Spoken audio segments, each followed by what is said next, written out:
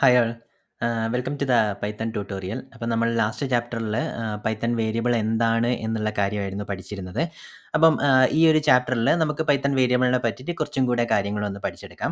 അതായത് പൈത്തൺ വേരിയബിളിൻ്റെ നമ്മൾ ഓൾറെഡി പഠിച്ചിരുന്നു. വേരിയബിൾ എന്ന് പറയുന്നത് നമ്മുടെ പ്രോഗ്രാമിൻ്റെ അകത്തിരിക്കുന്ന ഡേറ്റയ്ക്ക് നമ്മൾ കൊടുക്കുന്ന ഒരു നെയിമാണ് എന്നുള്ളത് അല്ലേ.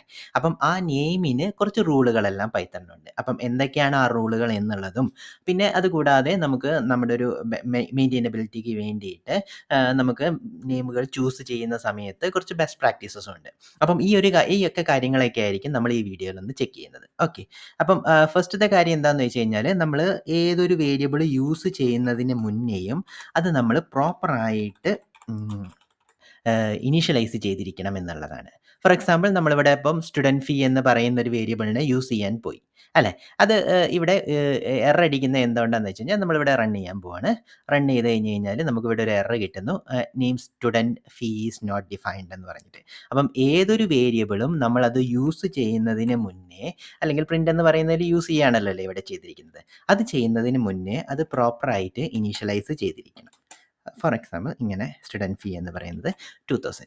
ഇതിപ്പോൾ നമ്മളിപ്പം നേരത്തെ നമ്മൾ ഈ പറഞ്ഞിരിക്കുന്നത് ഇനീഷ്യലൈസ് ചെയ്യാതെ അല്ലെങ്കിൽ ഈ പറഞ്ഞിരിക്കുന്ന നെയിമിനെ ഈ പ്രോഗ്രാമിലോട്ട് ഇൻട്രൊഡ്യൂസ് ചെയ്യുന്നതിന് മുന്നേ ആയിരുന്നു നമ്മൾ യൂസ് ചെയ്തിരുന്നത്. അതുകൊണ്ടായിരുന്നു എറർ അടിച്ചിരുന്നത്.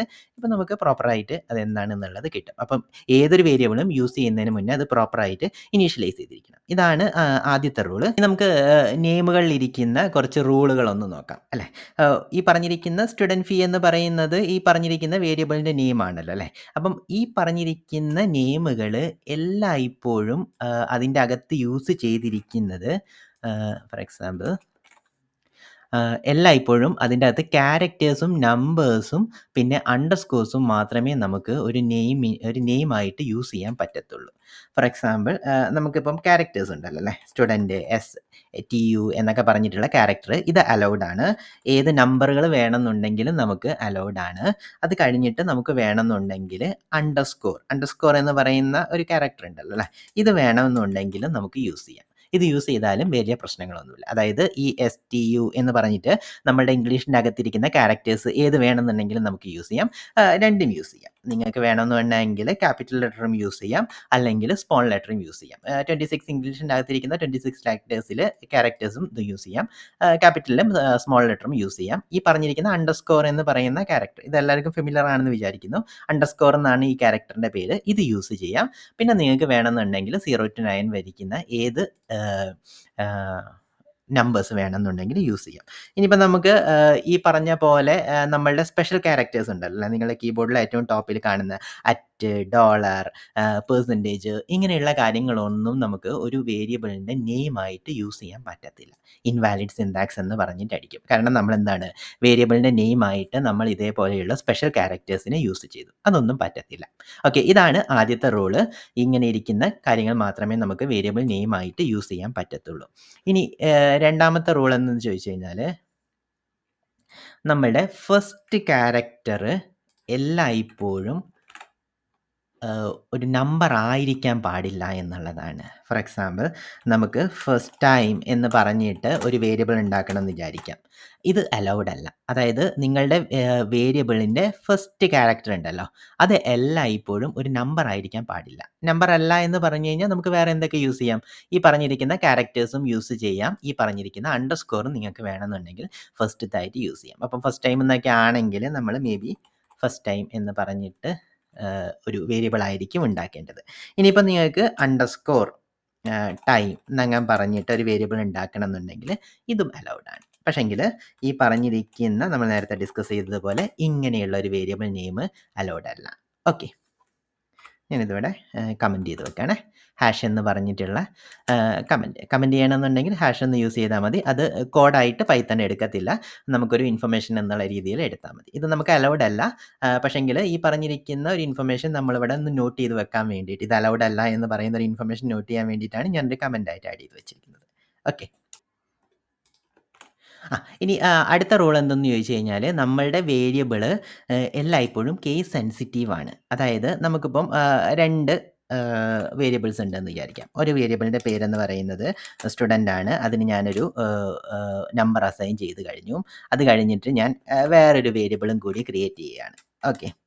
അപ്പം ഈ 2 വേരിയബിൾ തമ്മില് ആകെ വായിക്കുന്ന സമയത്ത് നമുക്ക് ഒരുപോലെ ഇരിക്കുന്നു അല്ലേ? സ്റ്റുഡന്റ് എന്നുള്ളതും സ്റ്റുഡന്റ് എന്നുള്ളതാണ്. പക്ഷെ ഒരേ ഒരു ഡിഫറൻസ് ഇരിക്കുന്നത് ഇത് സ്മോൾ ലെറ്റർ ആണ്, ഇത് ക്യാപിറ്റൽ ലെറ്റർ ആണ്. അങ്ങനെയാണെങ്കിൽ പൈത്തൺ ഈ പറഞ്ഞിരിക്കുന്ന 2 പേരെയും 2 ഡിഫറന്റ് വേരിയബിൾ ആയിട്ട് തന്നെയാണ് എടുക്കുന്നത്. അപ്പം പൈത്തൺ അതൊരു പ്രോബ്ലം അല്ല. അത് case sensitive variable names are case sensitive ആണ്. ഓക്കെ. അപ്പം കേസിൻ്റെ അകത്തിരിക്കുന്ന ഡിഫറൻസ് കാരണം നിങ്ങൾക്ക് അത് ഒരേ വേരിയബിൾ ആവത്തില്ല. അത് ഡിഫറന്റ് വേരിയബിൾ ആയിരിക്കും മാറുന്നത്. ഒരേ നെയിമിൻ്റെ അകത്തിരിക്കുന്ന 2 വേരിയബിൾ നമുക്ക് പറ്റത്തില്ല. അത് സെയിം വേരിയബിളിനെ തന്നെ റീഇനീഷ്യലൈസ് ചെയ്യത്തേ ഉള്ളൂ. പക്ഷേങ്കിൽ ഇങ്ങനെ കേസിൽ എന്തെങ്കിലും ഡിഫറൻസ് ഉണ്ടെങ്കിൽ അത് രണ്ടും 2 വേരിയബിൾ ആയിട്ട് തന്നെയാണ് എടുക്കുക. നമ്മളിപ്പം സ്റ്റുഡന്റ് അതായത് ക്യാപിറ്റൽ ലെറ്റർ എസ് ഇരിക്കുന്നതാണ് നമ്മൾ പ്രിന്റ് ചെയ്യുന്നതെങ്കിൽ നമുക്ക് 90 പ്രിന്റ് ചെയ്ത് വരും. ഇനിയിപ്പോൾ നമ്മൾ സ്മോൾ ലെറ്റർ സ്റ്റുഡന്റ് വെച്ചിട്ടിരിക്കുന്നതാണ് യൂസ് ചെയ്തിരിക്കുന്നതെങ്കിൽ അതിൻ്റെ അകത്തിരിക്കുന്ന 89 എന്ന് പറയുന്ന വാല്യൂ ആയിരിക്കും പ്രിന്റ് ചെയ്ത് വരുന്നത്. ഓക്കെ. അപ്പം അതാണ് അടുത്ത rule. Variable names case sensitive ആണ് എന്നുള്ളതാണ്. ഓക്കെ. ഇനി നമുക്ക് അടുത്ത റൂൾ എന്തെന്ന് ചോദിച്ചു കഴിഞ്ഞാൽ പൈത്തണിൻ്റെ നമുക്ക് കുറച്ച് കീവേഡുകൾ ഉണ്ട് എന്നുള്ള കാര്യം നമ്മൾ പഠിച്ചിരുന്നല്ലോ അല്ലേ? പ്രിന്റ് അങ്ങനെയൊക്കെ പറഞ്ഞിട്ടുള്ള ഫംഗ്ഷൻ കീവേഡ്സും അല്ലെങ്കിൽ ഇഫ് എൽസ് എന്നൊക്കെ പറഞ്ഞിട്ടുള്ള സ്റ്റേറ്റ്മെന്റ് റിലേറ്റഡ് ആയിട്ടുള്ള കീവേഡ്സുകളുണ്ട്. അതായത് പൈത്തണെ കൊണ്ട് നമുക്കൊരു കാര്യം ചെയ്യിച്ചെടുക്കാൻ വേണ്ടിയിട്ട് പൈത്തൺ തന്നിരിക്കുന്ന കുറച്ച് ആക്ഷൻ വേർഡുകൾ എന്നൊക്കെ പറയാൻ പറ്റുന്ന രീതിയിലിരിക്കുന്ന കുറച്ച് കാര്യങ്ങൾ നമ്മളത് ചാപ്റ്റർ 1 ഡിസ്കസ് ചെയ്തിരുന്നു അല്ലേ? അപ്പം അങ്ങനെയുള്ള വേർഡുകളെ നമുക്കൊരു വേരിയബിൾ ആയിട്ട് യൂസ് ചെയ്യാൻ പറ്റത്തില്ല. കാരണം സ്വാഭാവികമാണ്. നമുക്ക് ചിന്തിക്കുമ്പോൾ തന്നെ മനസ്സിലാവും അല്ലേ? നമ്മളൊരു പ്രോഗ്രാം എന്ന് പറയുന്നത് ഒരു ഇംഗ്ലീഷ് വേർഡ്സുകളൊക്കെ ഇരിക്കുന്നതാണ്. അത് പൈത്തൺ പാസ് ചെയ്തിട്ടൊക്കെയാണ് അവൻ കാര്യങ്ങൾ ചെയ്യുന്നത്. അപ്പം നമ്മൾ പ്രിന്റ് എന്ന് പറഞ്ഞിട്ട് നമ്മളൊരു വേരിയബിളിന് യൂസ് ചെയ്ത് കഴിഞ്ഞാൽ സ്വാഭാവികമായിട്ടും അത് പ്രിന്റ് ഫംഗ്ഷൻ ആണോ, അത് പൈത്തൺ തന്നിരിക്കുന്ന പ്രിന്റ് ഫംഗ്ഷൻ ആണോ, അതോ നിങ്ങളുടെ വേരിയബിൾ ആണോ എന്ന് ഐഡന്റിഫൈ ചെയ്യാൻ പൈത്തണ് ഭയങ്കര ബുദ്ധിമുട്ടായിരിക്കും. അതുകൊണ്ട് പൈത്തൺ തന്നിരിക്കുന്ന ഒരു കീവേഡുകളും നമുക്ക് വേരിയബിൾ നെയിമായിട്ട് യൂസ് ചെയ്യാൻ പറ്റത്തില്ല. ഇവിടെ നമ്മൾ പ്രിന്റ് എന്ന് പറഞ്ഞിട്ട് ഒരു വേരിയബിൾ ഉണ്ടാക്കാൻ നോക്കി. എന്നിട്ട് അത് ഇവിടെ അസൈൻ ചെയ്തു. സ്വാഭാവികമായിട്ടും ഈ പറഞ്ഞിരിക്കുന്ന അവൻ പ്രിന്റ് എന്ന് പറയുന്നത് ഇവിടെ എറർ നമുക്ക് ഇങ്ങനെ വന്നിരിക്കുന്നത് എങ്ങനെയാണെന്ന് വെച്ച് കഴിഞ്ഞാൽ അവൻ പ്രിന്റ് എന്ന് കണ്ടപ്പം അവൻ കീവേഡ് പ്രിന്റ് ആണ് എന്ന് തെറ്റിദ്ധരിച്ചു. എന്നിട്ട് അത് യൂസ് ചെയ്തിട്ട് എക്സിക്യൂട്ട് ചെയ്യാൻ നോക്കി. അപ്പോഴാണ് വന്നിരിക്കുന്നത്. അപ്പം ഒരു പൈത്തൺ തന്നിരിക്കുന്ന ഒരു കീവേഡും നമുക്ക് അങ്ങനെ യൂസ് ചെയ്യാൻ പറ്റത്തില്ല. ഓക്കെ. ഇനി നമുക്ക് അടുത്ത കാര്യം എന്താണെന്ന് വെച്ച് കഴിഞ്ഞാൽ നമ്മൾ ഇനീഷ്യലൈസേഷൻ ഓൾറെഡി പഠിച്ചല്ലോ അല്ലേ? ഇനീഷ്യലൈസ് ചെയ്യുന്നത് എങ്ങനെയാണ് എന്നുള്ള കാര്യം നമ്മൾ പഠിച്ചു. ഇനി വേണമെന്നുണ്ടെങ്കിൽ നമുക്ക് മൾട്ടിപ്പിൾ വാല്യൂസിനെ വേണമെന്നുണ്ടെങ്കിൽ നമുക്ക് ഒരൊറ്റൊരു സ്റ്റേറ്റ്മെൻറ്റിൽ തന്നെ നമുക്ക് വേണമെന്നുണ്ടെങ്കിൽ ഡിക്ലെയർ ചെയ്യാം മൾട്ടിപ്പിൾ വേരിയബിൾസിനെ. ഫോർ എക്സാമ്പിൾ നമ്മളിപ്പം സ്റ്റുഡൻറ്റ് ഫീ എന്ന് പറഞ്ഞിട്ടൊരു വേരിയബിൾ ഉണ്ടാക്കി, സ്റ്റുഡൻറ്റ് കൗണ്ട് എന്ന് പറഞ്ഞിട്ടുള്ളൊരു വേരിയബിൾ ഉണ്ടാക്കി, 2 വേരിയബിൾസ് ഉണ്ടാക്കി. ഈ 2 വേരിയബിൾസിനെയും നമുക്ക് വേണമെന്നുണ്ടെങ്കിൽ ഇങ്ങനെ വേണമെന്നുണ്ടെങ്കിലും അസൈൻ ചെയ്യാം.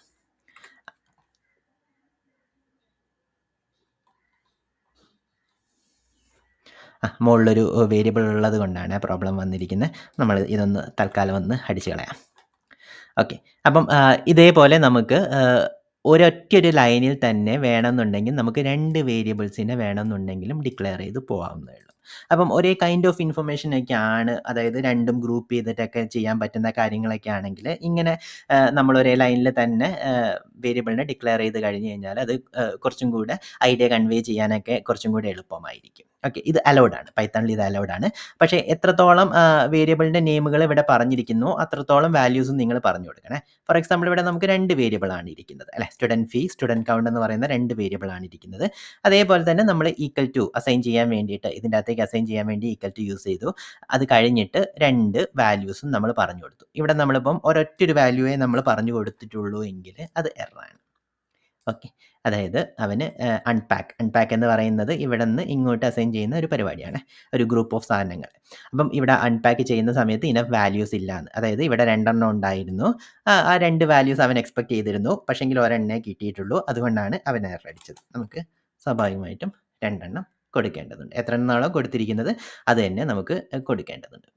ഒരൊറ്റൊരു വാല്യൂ തന്നെ നമുക്ക് വേണമെന്നുണ്ടെങ്കിൽ മൾട്ടിപ്പിൾ ഇതിൻ്റെ അകത്തേക്ക് നമുക്ക് അസൈൻ ചെയ്ത് കൊടുക്കാം. അതിനുള്ള വഴി എന്ന് പറഞ്ഞു കഴിഞ്ഞാൽ നമുക്കിപ്പം സ്റ്റുഡൻറ്റ് ഫീ, സ്റ്റുഡൻറ്റ് കൗണ്ട് 2 പേരും നമുക്ക് 50 ആണ് എന്നുണ്ടെങ്കിൽ ഇവിടെ കോമയുടെ പകരം ഈക്വൽ ടു യൂസ് ചെയ്യണം.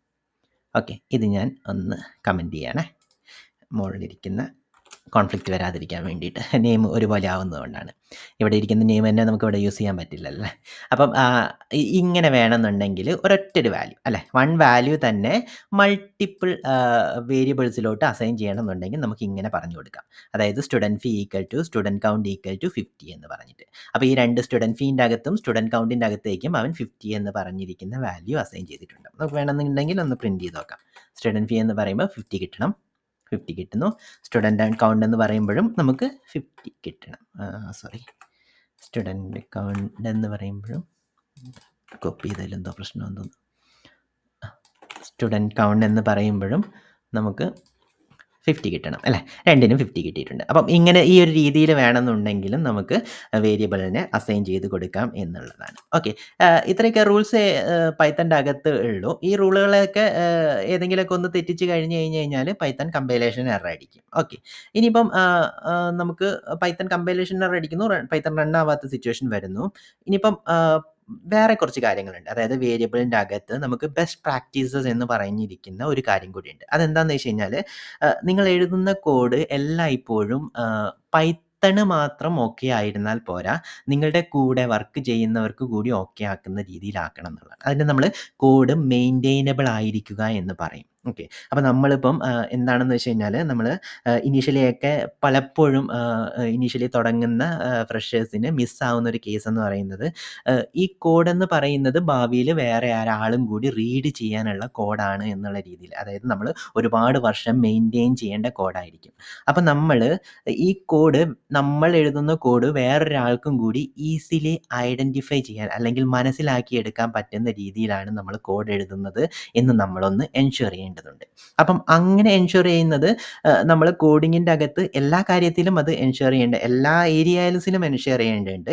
അപ്പോൾ വേരിയബിളിൻ്റെ നെയിം വരുന്ന സമയത്ത് നമുക്ക് കോഡ് കുറച്ചും കൂടെ മെയിൻറ്റെയിനബിൾ ആക്കാൻ വേണ്ടിയിട്ട് നമുക്ക് എന്തൊക്കെ ഫോളോ ചെയ്യാമെന്നുള്ളതാണ് നമ്മൾ നോക്കുന്നത്. ഓക്കെ, അപ്പം ആദ്യത്തെ കാര്യം എന്ന് പറയുന്നത് ഇതാണ്.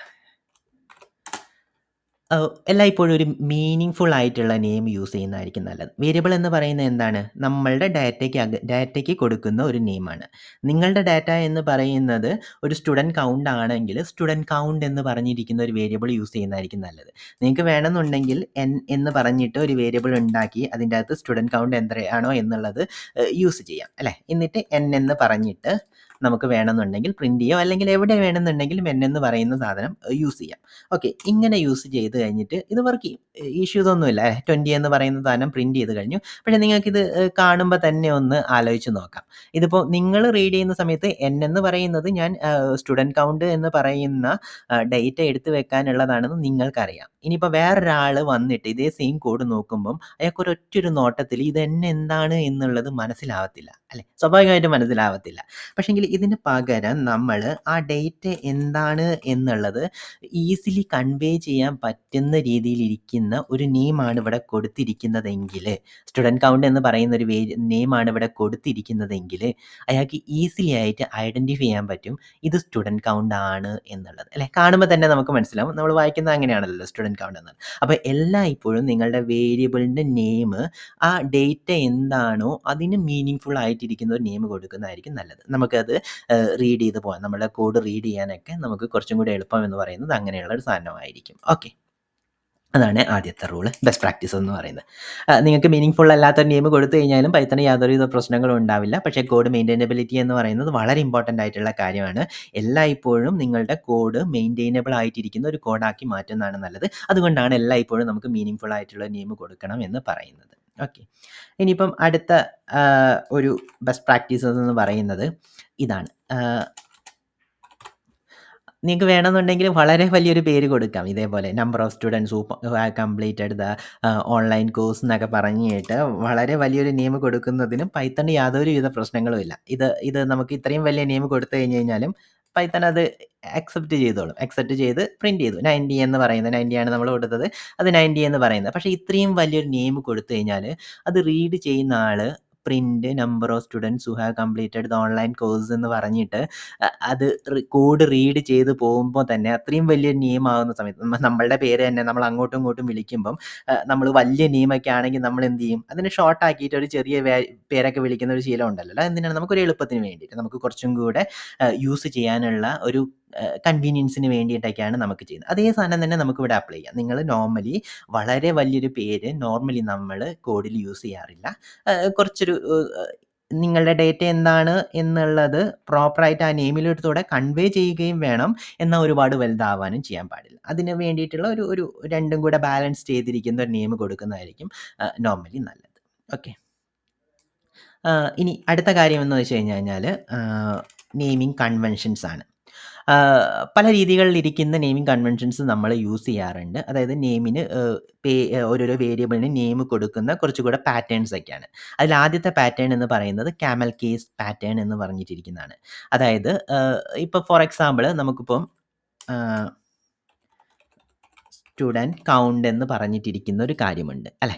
ഈ സ്റ്റുഡൻറ്റ് കൗണ്ട് എന്ന് പറയുന്ന ഒരു വേരിയബിള് നമ്മൾ 90 എന്ന് കൊടുത്തു കഴിഞ്ഞ് കഴിഞ്ഞാലും ഇത് ഒരാൾക്ക് വായിച്ച് നോക്കുന്ന സമയത്ത് ഇത് രണ്ടും ശരിക്കും 2 വേർഡുകളാണ് അല്ലേ. സ്റ്റുഡൻറ്റ് എന്നുള്ളതും സ്റ്റുഡൻറ്റ് കൗണ്ട് എന്നുള്ളതുമാണ്. ഡിഫറൻസ്, അതായത് 2 വേർഡുകൾ തമ്മിൽ ഡിഫറൻസ്, അതായത് ഡിഫറൻഷിയേറ്റ് ചെയ്യാൻ പറ്റാത്ത രീതികളിലാണ് നമ്മൾ ഈ പറഞ്ഞിരിക്കുന്ന നെയിമിനെ കൊടുത്തിരിക്കുന്നത്. അത് വായിക്കാൻ ബുദ്ധിമുട്ടായിരിക്കും അല്ലേ. നിങ്ങളിപ്പോൾ അത് നോക്കി നോക്കൂ, സ്റ്റുഡൻറ്റ് കൗണ്ട് എന്ന് പറയുന്നത് വായിക്കാൻ ബുദ്ധിമുട്ടായിരിക്കും. അപ്പം ഇങ്ങനെയുള്ള കേസുകളെ മൾട്ടിപ്പിൾ വേർഡുകൾ യൂസ് ചെയ്തിട്ട് നമുക്കൊരു വേരിയബിൾ നെയിം ക്രിയേറ്റ് ചെയ്യേണ്ട സമയത്ത് അതിൻ്റെ റീഡബിലിറ്റി കൂട്ടാൻ വേണ്ടിയിട്ട് നമുക്ക് ഡിഫറെൻറ്റ് രീതികളിലിരിക്കുന്ന നെയിമിംഗ് കൺവെൻഷൻസ് ഒക്കെ യൂസ് ചെയ്യാറുണ്ട്. അതിൽ ആദ്യത്താണ് ക്യാമൽ കേസ് എന്ന് പറയുന്നത്. ക്യാമൽ കേസിലാണെങ്കിൽ നിങ്ങൾ എന്ത് ചെയ്യുന്നത് വെച്ച് കഴിഞ്ഞാൽ ഫസ്റ്റത്തെ വേർഡ് നിങ്ങൾ ഈ പറഞ്ഞ പോലെ സ്മോൾ ലെറ്ററിലായിരിക്കും ചെയ്യുന്നത്. എന്നിട്ട് രണ്ടാമത്തെ വേർഡ് തൊട്ടിട്ട് ഫസ്റ്റത്തെ ലെറ്റർ നിങ്ങൾ ക്യാപിറ്റൽ ലെറ്റർ ആവും. അപ്പോൾ ഇതെന്ന് പറയുന്നത് നേരത്തെ നമുക്ക് സ്റ്റുഡൻറ്റ് കൗണ്ട് എന്ന് പറഞ്ഞിട്ട് എല്ലാം സ്മോൾ ലെറ്റർ ആയിരുന്നതിനേക്കാളും കുറച്ചും കൂടെ റീഡബിലിറ്റി ഇവിടെ കൂടുന്നുണ്ട് അല്ലേ. ഇതിപ്പോൾ നോക്കൂ, മൈ വേരിയബിൾ നെയിം എന്ന് പറയുന്നതിൽ മൈ എന്ന് പറയുന്ന ഈ ഇരിക്കുന്ന ഫസ്റ്റ് വേർഡ് മാത്രം നമ്മൾ സ്മോൾ ലെറ്റർ ആക്കുന്നു. ബാക്കി എല്ലാ വേർഡിൻ്റെയും ഫസ്റ്റ് ക്യാരക്ടർ നമ്മൾ ക്യാപിറ്റൽ ലെറ്റർ ആകുന്നു. ഇങ്ങനെ വരുന്ന സമയത്ത് നമുക്കത് റീഡബിലിറ്റി ഒന്ന് കൂടി അല്ലേ. ഇതിപ്പം ഇതേപോലെ മൈ വേരിയബിൾ നെയിം ഈ പറഞ്ഞിരിക്കുന്നതിനേക്കാളും റീഡബിലിറ്റി ഇരിക്കുന്നത് ഇതിനാണ്. ഒരൊറ്റ ഒരു നോട്ടത്തിൽ തന്നെ ചിലപ്പോൾ നമുക്കിത് വേരിയബിൾ എന്നൊക്കെ ചിലപ്പോൾ വായിച്ചു നോക്കാൻ പറ്റും. പക്ഷേ ഇത് വായിക്കുന്ന സമയത്ത് ഒരൊറ്റ നോട്ടത്തിൽ തന്നെ നമുക്ക് മൈ വേരിയബിൾ നെയിം ആണ് എന്നുള്ള സാധനം വായിച്ചെടുക്കാൻ പറ്റുന്നുണ്ട് അല്ലേ. അപ്പം അങ്ങനെ വായിച്ചെടുക്കാനുള്ള ഒരു എളുപ്പത്തിന് വേണ്ടിയിട്ട് നമ്മൾ മൾട്ടിപ്പിൾ വേർഡ്സ് ഒക്കെ വരുന്ന സമയത്താണ് നമ്മളിങ്ങനെ ഡിഫറെൻറ്റ് കൈൻഡ് ഓഫ് ഇത് ഉപയോഗിക്കുന്നത്. അത് ആദ്യത്തെയാണ് ഈ പറഞ്ഞിരിക്കുന്ന ക്യാമൽ കേസിംഗ് എന്ന് പറയുന്നത്. രണ്ടാമത്തെന്ന് പറയുന്നത് പാസ്കൽ കേസിംഗ് എന്നുള്ളതാണ്. അതിൻ്റെ ഒരു ഡിഫറൻസ് എന്ന് പറയുന്നത് ഇവിടെ നമ്മൾ normally first word small letter ആയിരുന്നു യൂസ് ചെയ്തിരുന്നെങ്കിൽ ഇവിടെ എല്ലാ വേർഡും ക്യാപിറ്റൽ ലെറ്റർ മിക്സ് ചെയ്തിട്ടാണ്. പക്ഷെങ്കിൽ ഫസ്റ്റ് വേർഡിൻ്റെ ഫസ്റ്റ് ലെറ്റർ തന്നെ ക്യാപിറ്റൽ ലെറ്റർ യൂസ് ചെയ്തിട്ടാണ്. അതേ ഒരു ഡിഫറൻസ് ഉള്ള നിങ്ങൾക്ക് നോക്കിയാൽ തന്നെ മനസ്സിലാവുന്നുണ്ട്. ബാക്കിയെല്ലാം സെയിം ആണ്. ഇനിയുള്ളത് സ്നേക്ക് കേസ് എന്ന് പറയുന്നത് നമ്മൾ ഓരോരോ വേർഡുകളെയും നമ്മൾ ഈ പറഞ്ഞിരിക്കുന്ന അണ്ടർസ്കോർ എന്ന് പറയുന്ന ഈ ഒരു ക്യാരക്ടർ ഉണ്ടല്ലോ അല്ലേ, ഈ ക്യാരക്ടർ അത് വെച്ചിട്ട് ഡിവൈഡ് ചെയ്ത് പോകുന്നു. മൈ അണ്ടർസ്കോർ കൊടുക്കുന്നു, വേരിയബിൾ അണ്ടർസ്കോർ നെയിം എന്ന് പറഞ്ഞിട്ടുള്ള ഈ പറഞ്ഞിരിക്കുന്ന ഫോർമാറ്റിൽ വന്നു. ഇതാണെങ്കിലും നമുക്ക് വായിച്ചെടുക്കാൻ കുറച്ചും കൂടി എളുപ്പമാണ് അല്ലേ. അപ്പം ഈ പറഞ്ഞിരിക്കുന്ന റീഡബിലിറ്റി എന്ന് പറയുന്നത്, കോഡ് റീഡബിലിറ്റി എന്ന് പറയുന്നത് വളരെ ഇമ്പോർട്ടൻറ്റ് കാര്യമാണ് മെയിൻറ്റൈനബിലിറ്റിക്ക്. ബിക്കോസ് നമ്മൾ ഒരു കാര്യം ചെയ്യുന്ന സമയത്ത് നമുക്കത് ഈസി ആയിട്ട് റീഡ് ചെയ്തെടുക്കാൻ പറ്റും. പക്ഷേ നമ്മൾ എഴുതിയ കോഡ് കുറച്ച് കഴിഞ്ഞിട്ട് വേറൊരാളും കൂടെ മെയിൻറ്റെയിൻ ചെയ്യേണ്ടതാണ്, അല്ലെങ്കിൽ അയാൾക്കും കൂടെ വായിച്ചിട്ട് മനസ്സിലാക്കേണ്ടതാണ് എന്ന ബോധത്തോടു കൂടി കോഡ് എഴുതുന്നതായിരിക്കും നല്ലത്. അപ്പം അങ്ങനെയുള്ള കാര്യങ്ങൾ റീഡബിലിറ്റിയും മെയിൻറ്റൈനബിലിറ്റിയും ഒക്കെ ഇമ്പ്രൂവ് ചെയ്യിക്കാൻ വേണ്ടിയിട്ടാണ് നമ്മൾ നോർമലി കോഡിങ്ങിൻ്റെ അകത്ത് ബെസ്റ്റ് പ്രാക്ടീസസ് ഒക്കെ ഇംപ്ലിമെൻറ്റ് ചെയ്യുന്നത്. അപ്പം വേരിയബിളിൻ്റെ കേസിൽ നമ്മൾ നോർമലി ഫോളോ ചെയ്യുന്ന ബെസ്റ്റ് പ്രാക്ടീസസ് ആണ് നമ്മൾ ഈ പറഞ്ഞിരിക്കുന്നത്. ഓക്കെ. അപ്പം നമുക്ക് ഈ വീഡിയോ ഇവിടെ സ്റ്റോപ്പ് ചെയ്യാൻ തോന്നുന്നു. നമുക്ക് അടുത്ത വീഡിയോയിൽ കാണാം. ബൈ.